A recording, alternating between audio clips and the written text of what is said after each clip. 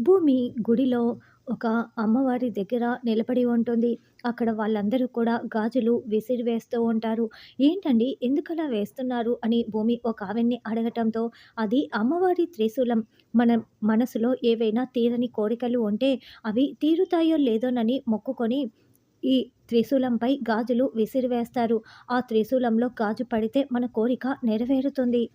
పడకపోతే మన కోరిక నెరవేరదు అని అర్థం" అని ఆవిడ చెప్పటంతో భూమి ఒక 2, 3 గాజుల్ని విసిరివేస్తుంది. అవన్నీ కూడా పడకుండా పగిలిపోతూ ఉంటాయి.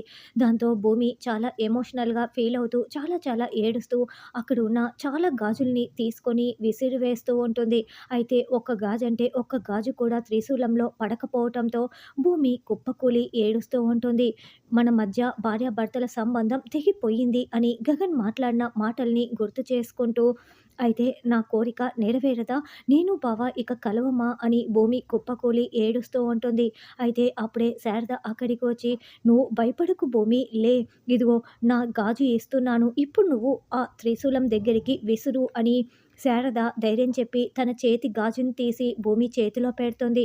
అలా శారద ఇచ్చిన గాజుని భూమి విసరగానే అది త్రిశూలంలో పడుతుంది. దాంతో భూమి చాలా చాలా సంతోషపడుతూ ఉంటే శారద కూడా చాలా సంతోషపడుతూ ఉంటుంది. అమ్మవారికి కృతజ్ఞతలు తెలుపుకుంటూ ఉంటారు.